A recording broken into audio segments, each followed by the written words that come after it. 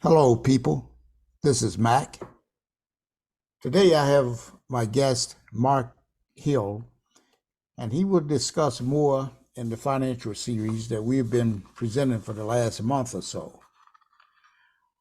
Today, I believe Marcus will touch on four processes to obtain more wealth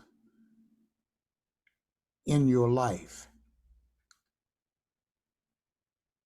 Hi, Marcus. How are you today? I'm pretty good, and you? I'm doing great. Thank God for another day on his magnificent earth here. And what we've got to do, though, is work together, all humankind, to maintain and be good stewards of his earth and don't destroy it as some are trying to do. So, Marcus, we had talked about four processes to obtain more wealth in your life, which carry on the series that we have been doing for the last 3 or 4 weeks, which is trying to give people some insight into financial investments. What do you have in store for us today? Well, usually we talk about stocks and investing and personal financing, saving, um, the basic X's and O's, the nuts and bolts, the numbers about wealth building. But also we have to think about wealth building not only just in numbers and what to do uh, with stocks and savings. You have to think about the spiritual part of building wealth because it also comes from within. Being rich, getting rich, there's also things you have to do within your mind, body, and soul that's going to help build wealth, build a not only be financially wealthy, but just wealthy all around in life. Because there's monetary wealth, there's physical wealth, and there's mental wealth, and there's spiritual wealth. So you can't ignore the inner aspect of becoming rich and wealthy. So there are certain keys. Now we're going to touch on today that will help you uh, in the path of wealth building. Certain now these aren't all the keys, but these are four major keys that we may know, but we also have to constantly refresh our mind, give ourselves refresher training about these keys. Four of them are having gratitude, being generous, being persistent, and having a pleasing personality, working on your charisma, working on your communication skills and humility and confidence.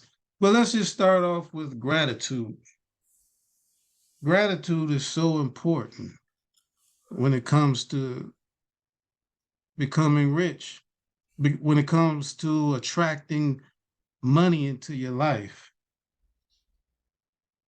Now, I believe we talked earlier about what's that one Bible verse where it talks about how you have to first acknowledge that God gives us the health and the mental capacity to even go out and earn money.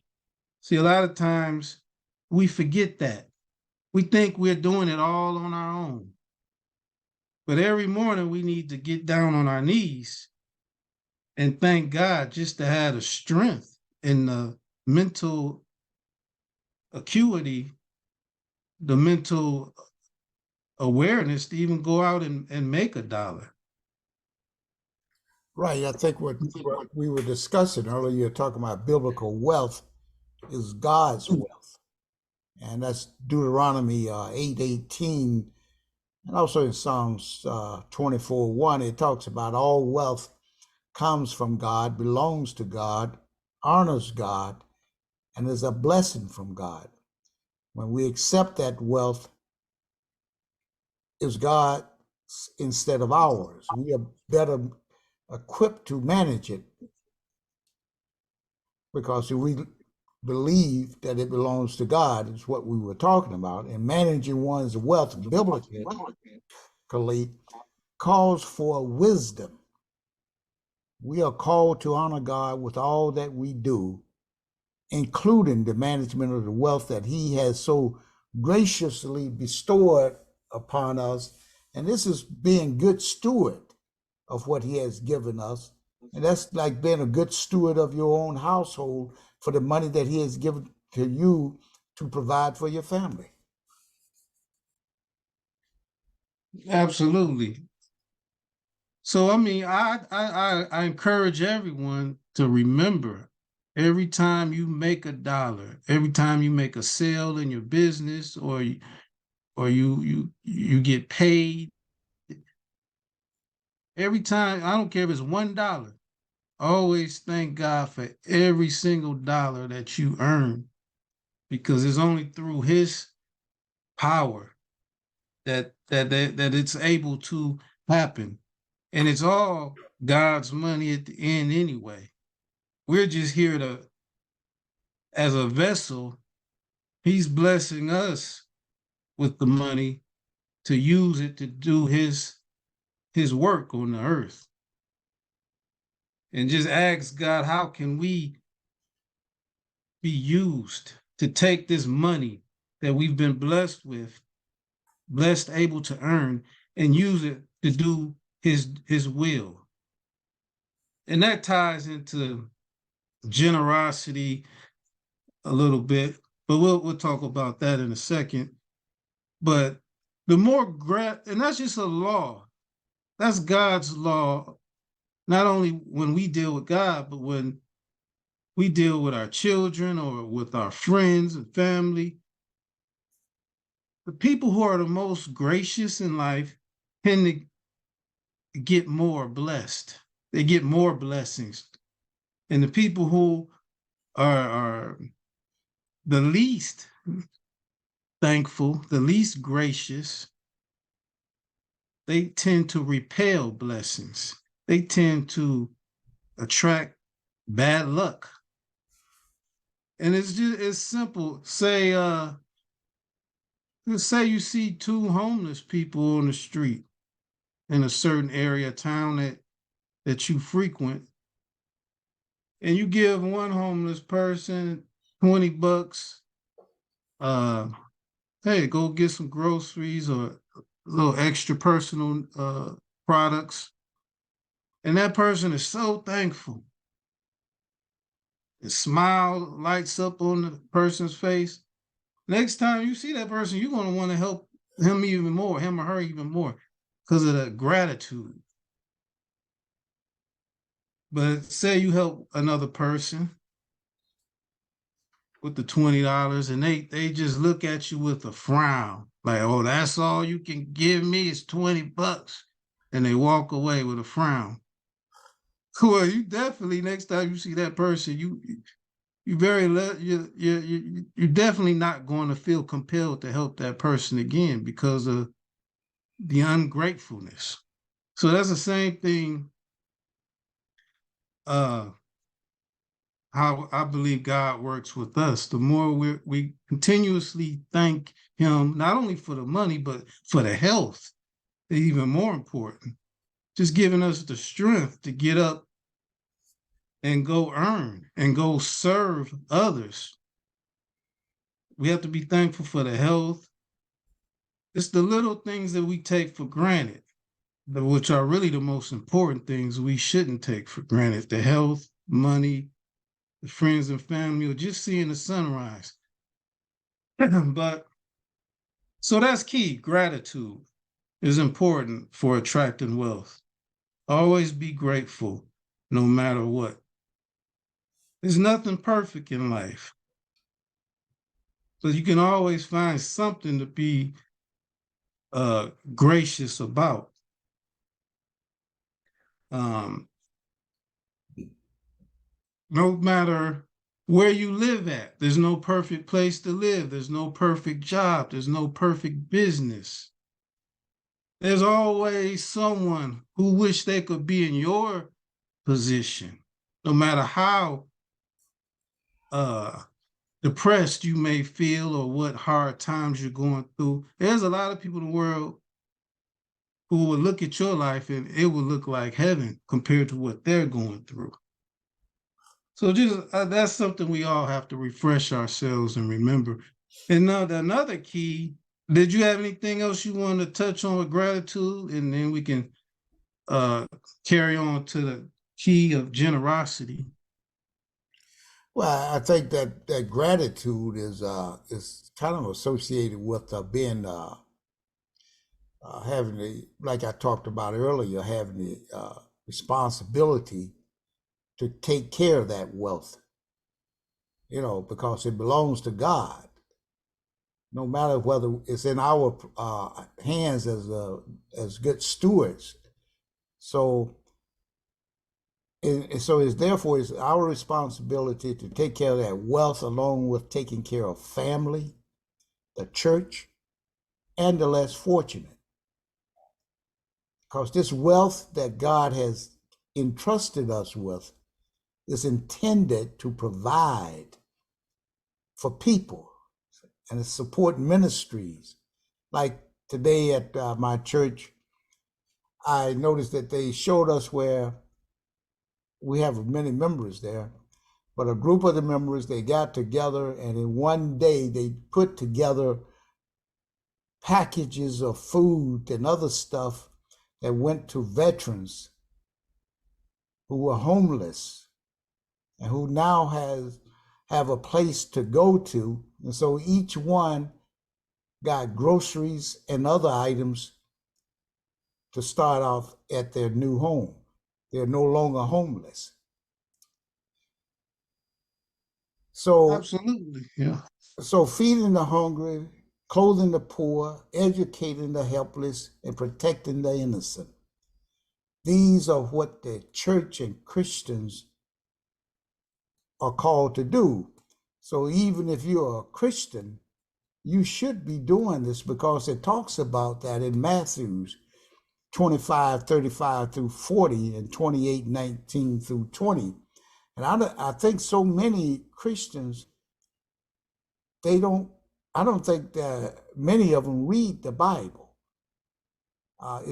Because you have to read the Bible to understand God's word and what he wants for us to do, whether it's with being a good steward of his wealth or whatever it may be, or just being a good Christian, just believing. That's it. Yeah, and you're going down the path of the second major key to building wealth, and that's just being generous. You've really touched on that in a comprehensive manner, because in Proverbs there's so many verses that talks about being generous and helping the poor. Actually, it says in Proverbs, you helping the poor, giving to the poor, you actually giving to God. So when you see someone less fortunate and you giving them money, you're actually just giving money back to God. You recirculate, you're circulating the money the way God wanted you to do. It's actually God giving money to himself almost, because he needs us to be the vessel to do his work, to be the hands that actually puts the money in the less fortunate uh, pockets. So we're doing God's work. And that's all we're really meant to do on this earth is God's works, serving others, helping others. And it says you will be blessed. The more you bless the poor, the more you will be blessed. It'll boomerang right back around to you. You know the old saying, what goes around comes around, what you reap, what you sow. And nobody's ever went broke helping the poor. Nobody. Nobody ever said, I went broke because I was donating money to the poor. It doesn't happen. Because for one, even the government, that's one good thing the government does. They, at least in America, you can write it off on your taxes. Because even the government is kind of in line with God on that. They know that that's a good deed. So you can write off a lot of donations off on your taxes.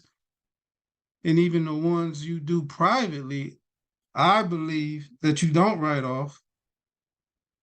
I believe you get blessed even more, probably tenfold. That's what it says. It's certain in Genesis, it talks about you can sow a seed for God and receive tenfold, even to 900-fold in return. Because you can't outgive God. Yeah. God is so powerful. You can't outgive him.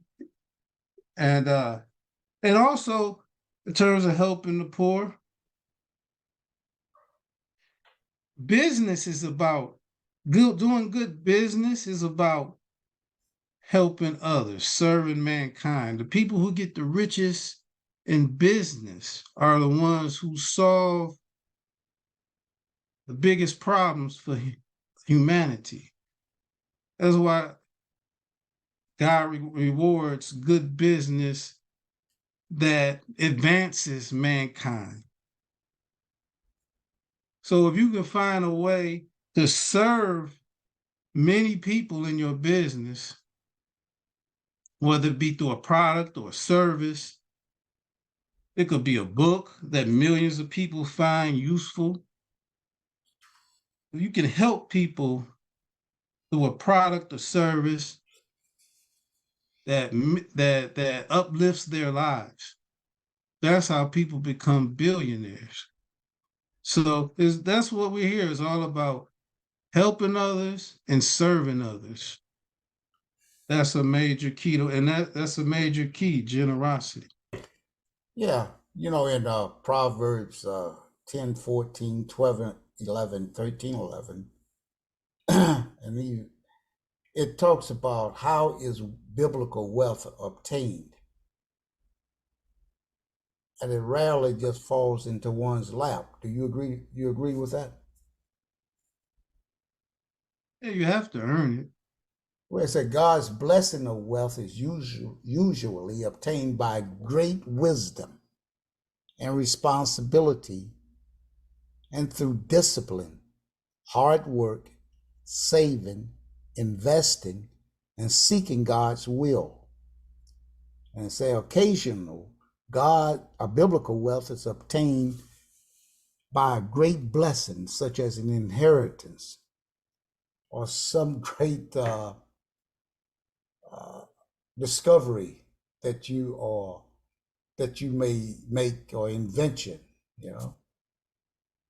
But I think what he tells us that we have to seek his wisdom for handling this certain wealth, and it's extremely important because of what they call the impact of certain wealth syndrome. Absolutely. You're touching on a little bit. That reminds me of King Solomon in Proverbs. That's how he became the richest man in the world. Because he asked God not for money or power. He asked God for wisdom. And then God said, oh, you want wisdom? So, and then he became the richest man in the world because he wanted wisdom over anything else. He wanted wisdom to be able to rule and serve the people in the best possible manner.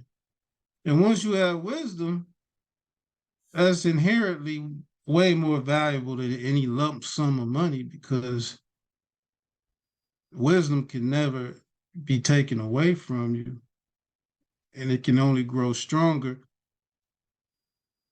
And that touches on like why a lot of lottery winners or people, certain celebrities who get rich over not necessarily overnight, but they get rich at very young, as teenagers or in their early 20s.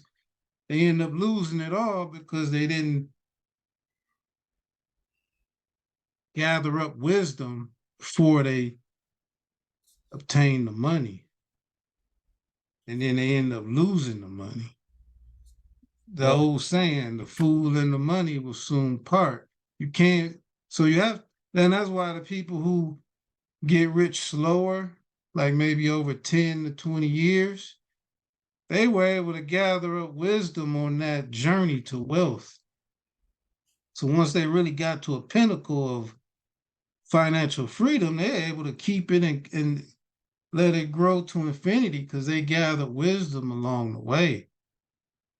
So it's actually better get rich within 10 to 20 years rather than get rich suddenly, immediately from a lottery win or a big sudden sports contract where you go from poverty to $100 million overnight. That's kind of, you didn't learn any financial wisdom, and a lot of those people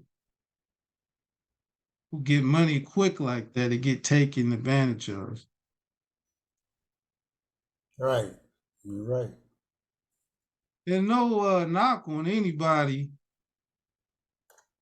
that earns an athlete or anyone who wins the lottery. Because I know in my 20s, I probably would not have been as wise with money as I am now with money. So it's just all about wisdom and Bible, Proverbs. That's what Proverbs is all about, wisdom. If anybody, I mean, that's a financial, one of the best finance books of all time. If you read Proverbs over and over again, it gives you all kind of financial wisdom and lessons about business and productivity, etc.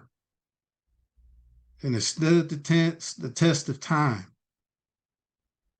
Right. I believe anybody who's familiar with Proverbs, they'll never go broke.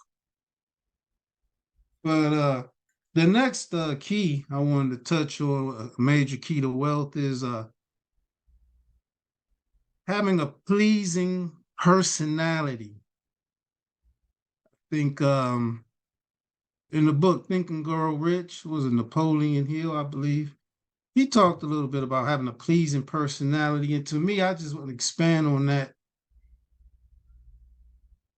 It's all about charisma, being likable, being friendly, just being a godly person attracts more wealth to you because I notice all the major CEOs, all the CEOs I've met of major Fortune 500 companies, I can read people within 5 seconds. If I'm around you for 30 seconds or 2 minutes, I can really read a lot about a person. And every CEO I've met, 99% of them, they have a certain glow. They have a certain charisma that exudes a pleasing personality that exudes out of their pores. You automatically feel good around that person. Um, they're usually friendly,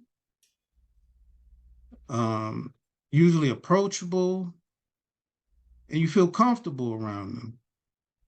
That old stereotype you see in the movies of the fat cat, mean boss with a cigar in his mouth, bossing people around, that's not the real boss in real life. People like that, rude people, arrogant people, they don't make it to the top. Not very often. That's just a television stereotype. The more you take interest in other people, I believe that's Carnegie's book, How to Win Friends and Influence Others. He talks about how if you just show interest, it's not about being selfish, show interest in other people. And other people that will make you more likable. And the bigger your network, the more friends you can make, the more people who like you, the more people will throw opportunities at you, the more people want to do business with you. If you're in the sales, the more people want to buy from you. When you have a product, people aren't necessarily buying your product. Most people are buying you as a person. They're buying into you, your personality. They're buying into your charisma. Let's say you go to a Toyota dealership. There's a million Toyota dealerships. They all have the same cars. What makes you want to buy a car from one salesman to the other salesman? It's the same product, but if one salesman is rude or arrogant, you just walk out and go to the next dealer. You already know what kind of product you want, basically. Right. What makes you pull the trigger on that sale is if the sales guy or woman has a pleasing personality, and then you're gonna refer him or her to all your friends. That's the power. You get referrals for more business, more sales. So that's important. Right. That's very important key. Work on anything in life with relationships, business. The more likable you are, the better your life will be, and the more you'll attract money. It's all about networking. But the important thing about networking is just be a good person. Show interest in others. Be always put the best representation of yourself forward. That even goes into how you dress. But that's a whole nother video. But how you dress, and I'm not just talking about expensive name brand designers. I'm just talking about dressing neat, clean, professional every day. Because people judge you on that. People within 5 minutes of seeing you, just the way you dress, people make assumptions about you before you even talk. So that's another part of charisma. But did you have anything to touch on that? And then we can move to the last key of the day. Well, I think it's very, very important as to what you were talking about was the dressing, because today I think with a lot of things in our society today has really gone down in America. I noticed on the last time I was on the airplane, went on to the airport, and I was just really taken aback at how people travel today. I mean, I don't fly as much as I used to. I used to fly at least once or twice a week back in years ago. But whenever we flew then, whether it was going over to Europe or to Asia or wherever, we always usually had a suit and tie on. If not, we were dressed very casually in a very neatly manner. But today I see people at the airport with pajamas on, and I know this may not have anything to do with wealth, but it's kind of it depicts the quality of society, and people takes this same attitude when they go out to look for jobs and when they work on jobs. I've noticed that same type of dressing where they don't have any respect for themselves, so therefore others don't have respect for them. And it's gotten to the point where it seems like it's many people are really down dressing like that today. That's that's pretty much it for me, Marcus. I mean, as on the comment on that, on the dress for success part of what you're talking about. Absolutely. Yeah. A lot of people, they don't think it's important, but how you do one thing is how it spills over into how you do everything else. So if a person is sloppy with their dressing, with their dress code, and then you're probably going to be sloppy with handling your finances. If you don't make your bed every day, you might it could probably it has a danger of spilling over into your finances. Uh, you don't clean out your car. You don't keep a clean house. You don't clean your yard. It all ties in. It's all intertwined. Living a wealthy life. You don't have a healthy diet, then your finances probably won't be too healthy either. Right. This isn't always the case, but Mhm. it can spill over. So why not have everything, your whole life in order? Well, you have to pay attention to detail. That's what I get from what you were saying. There's like detail and like keeping your house clean, keeping your bed made up, or when before you leave the house, keeping your car clean.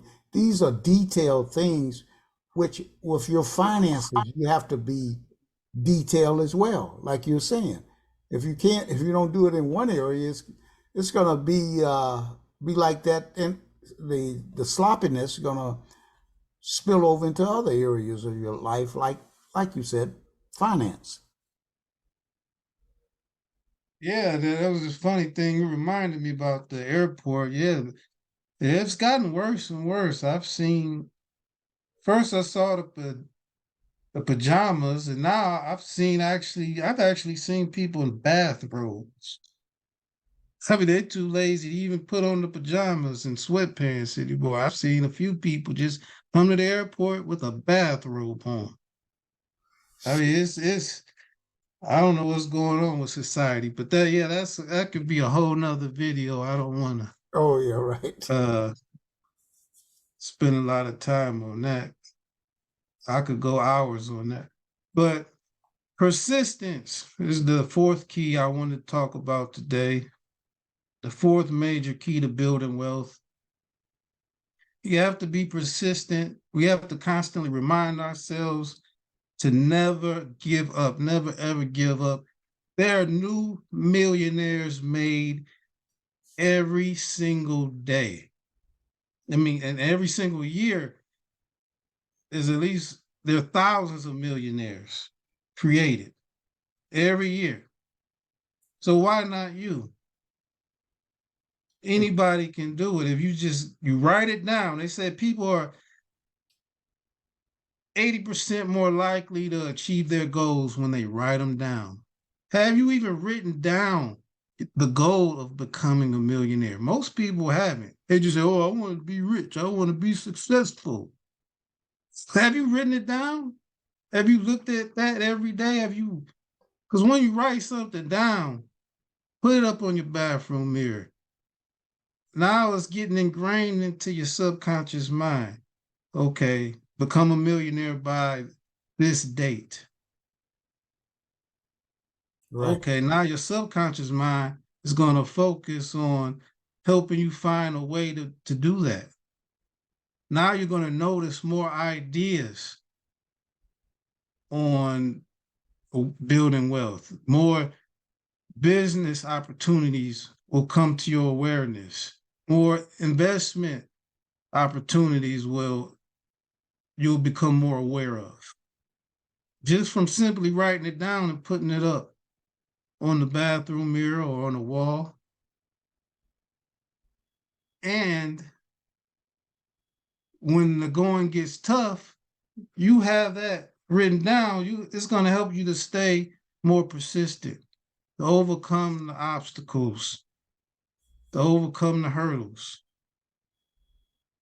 It's not easy, but it's possible. Right. So I want to just tell everybody to stay persistent, because almost every business millionaire or celebrity entrepreneur you can read about, they'll tell you it was hard in the beginning. Almost everyone. I can't think of one who said, "Oh, I started my first business and became a millionaire." Usually they had failed at 2 or 3 businesses, or they stayed consistent with one business for like years and years, and then it finally, exploded, skyrocketed with success. Or people who invest. Nobody said, "Oh, I bought this one stock and became a millionaire overnight with this one stock." No, it's millionaire stock investors. It takes years and years of practice studying the markets, consistently putting the money in, dollar cost averaging, going through recessions, learning the ropes. So nothing is overnight. You stay persistent, and we're all going to be bad when we first start anything. You can remember when you were a kid, when you first tried to learn how to ride a bike. How many times did you fall and scrape your knee, scrape your elbows, and you needed training wheels? But the more you stay with it, the easier it got. Now you can ride a bicycle with no hands. Well, subconsciously, you don't even think about it. That's how it is with anything, with investing, with a business. Don't be afraid to fall down and scrape your arms. That's just putting you one more step towards success. You have to take the scrapes and the bruises. That means you're getting closer to finding out what actually works. Right. So stay persistent and keep learning, because everything is always changing, especially in this high-tech era that we're in. Everything's changing every year. So you have to stay flexible to learn new things. We weren't meant to just go to high school, go to college, and that's it. That's the end of learning. The most valuable things you will learn is in real life, hands-on experience, not in school, not in formal school. So yeah, today those are the four major keys to attracting wealth into your life: gratitude, generosity, having a pleasing personality, and persistence. That's great, Marcus. I really appreciate that. I'd like to for you to wind this up with. We know what's been happening in the market over the last week or two with since our last telecast podcast. We uh, we see what the Bitcoin, one of the cryptocurrency there, the big boy, it went up and broke 30,000. And as of today, the last time I saw it, was still over 30,000. And other altcoins seem to be following suit there. What implications does that have for the market, or how is the market influencing Bitcoin, and or is Bitcoin influencing the market? Well, I think is a lot of it is based on those bank failures a few weeks ago. That really woke a lot of people up to the importance of not just keeping all of your money in the bank. We need some alternative stores of value. So let's take it. Banks looked a little shaky. So a lot of people say, let's take some dollars and convert it into Bitcoin. Bitcoin is not going to fail. Bitcoin is not controlled by any bankers. that are going to mismanage it. Right. Bitcoin is protected by code and it's decentralized. There's no one person who can actually tamper the efficiency of Bitcoin as a store of value. So that just reminded, that's why we saw a big spike up in Bitcoin over 30,000. It was already going, had bottomed out at 15,000, was headed back up on an upward trend, but those bank issues really propelled it and got it to make a new high for the year. And this is on a continuous uptrend as we're heading into 2024 when they're going to have that Bitcoin halving event. Bitcoin is a scarce asset. There's only a certain amount in circulation. No one can ever print more Bitcoins like they can print more money and devalue it. So Well, more and more, go ahead.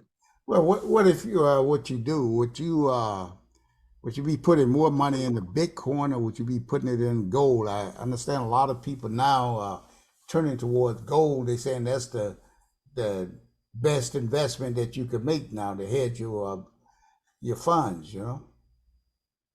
Gold is good also, but gold is can't say anything bad about gold. It's one of the oldest forms of money. It's been around since biblical times. So gold is never a bad investment. It's just, I think it's more of a store of value just to beat inflation. Because let's say the value of the dollar goes down, 5 to 10 to maybe 15% a year, where gold will keep up with the pace of inflation. So let's say $100 10 years ago bought a certain amount 10 years ago, say it bought a certain amount of groceries.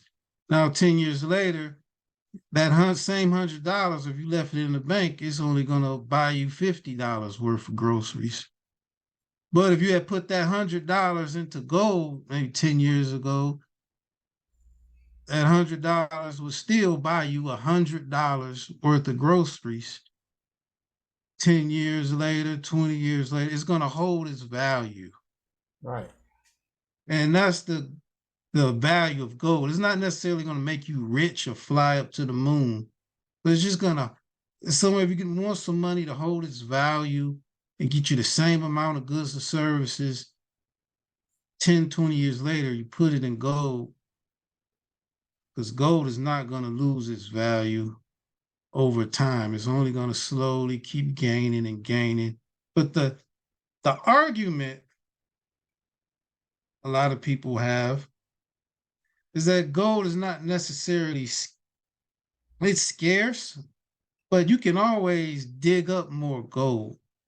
They don't do it a lot, but you can always mine for more gold, which can dilute it from can dilute it and keep it from just skyrocketing.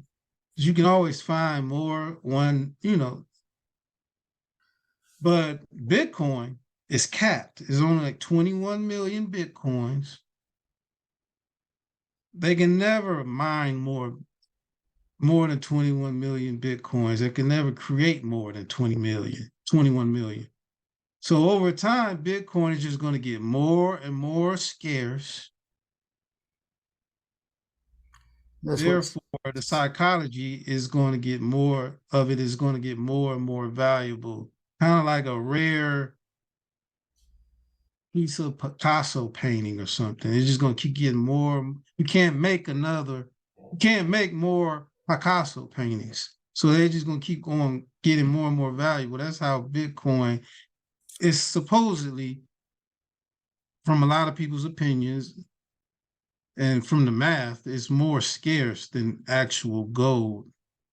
But I say I like both. I'm not giving anyone any financial advice, but I don't think you could go wrong with both. I've got some some money, a percentage of my net worth in Bitcoin. I used to have gold, but I think Bitcoin has more potential to appreciate faster. And I may buy a little gold, but I wouldn't keep more than 5 or 10% of my net worth in gold because I'm still in growth mode. I like growth, high growth assets right now.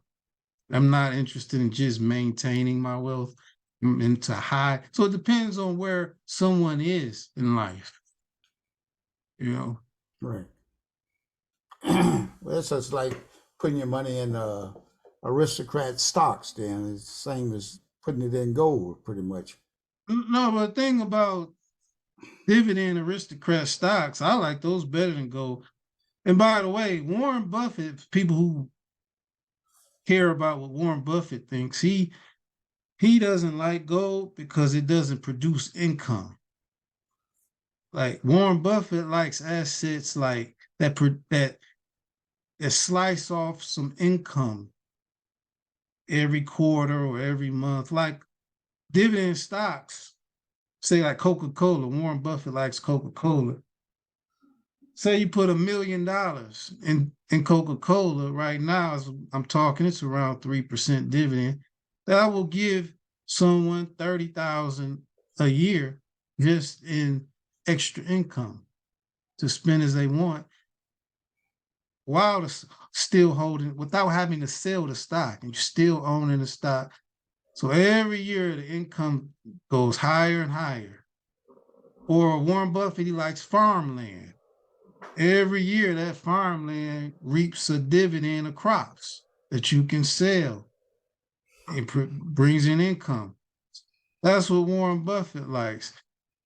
Uh, Warren Buffett doesn't like Bitcoin either because it doesn't necessarily give a dividend. It just goes up in value. But usually when something's giving you a lot of income, it's not growing as fast in appreciation. So it's a trade-off. Let's say high growth tech stock, usually they don't pay dividends or they pay a small dividend, like Microsoft. It's still growing. So they reinvest most of their profits and put it back into the research and development to grow. So the stock will keep growing fast.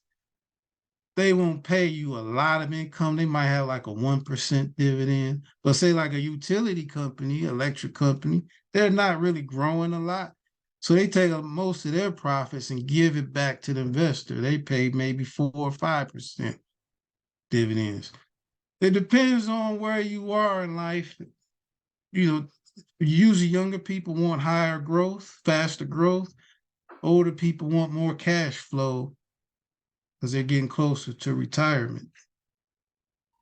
Right. Okay. Well, that's great, Marcus. What do you think for the remainder of this year? What do you think the market will look like uh, coming up into the next election year?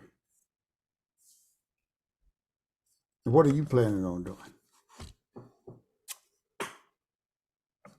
Well, most people don't like to predict the stock market in the short term. It goes up uh, over the long run. It always has. But in the short term, what I'm doing, I'm heavily invested back into tech stocks and high growth right now because I'm just looking at the cycle. We already had a big market pullback in 2022. It looks to me like technology stocks and crypto bottomed out back in November of 2022. And the Federal Reserve, the central bank, it looks like they're finished or they're getting close to finishing up raising interest rates. which takes money out of the economy. So now I believe we're heading into a cycle where they will start lowering interest rates, which will inject more money into the economy. And that's good for stocks historically, especially high growth stocks. And it's good for home building stocks also, because the lower the mortgage rates go, the more demand there is for housing, and that home building activity and home sales ramp up. So when you go into a cycle of lower interest rates, technology and home building stocks go higher. That's now, I always say, like I said in the last video, I'm optimistic about the second half of 2023. As long as we don't have a black swan event, like with the issues with World War III possibilities, the political tensions over there in China and Taiwan, that could have we have to watch out for certain things like that. But we've been through many wars throughout this country, and the stock market has always gone up throughout the wartime events. So I'm not worried too much about that.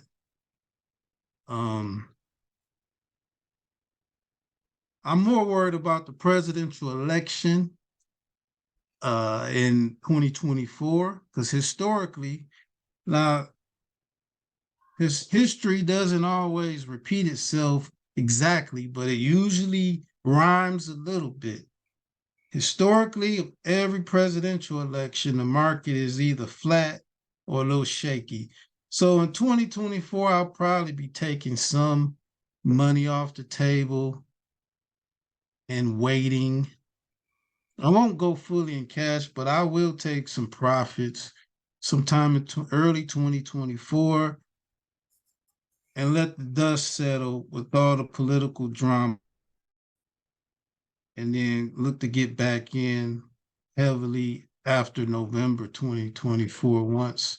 Because historically, once that election is over, the presidential election is over, the market skyrockets higher, no matter who wins, because the market just has a relief rally that it's over with. So that's how I'm playing these next 12 to 18 months. That's great, Mark. I want to remind everybody that you can pick up Mark Hill's book on Amazon, The Secret to Prosperity. And it's only it costs you about the price of lunch. But he got the information that he provides here. He gives you a lot of little tidbits in there about how to to invest, what to look for in your investment, and what some of the things you could place in your portfolio.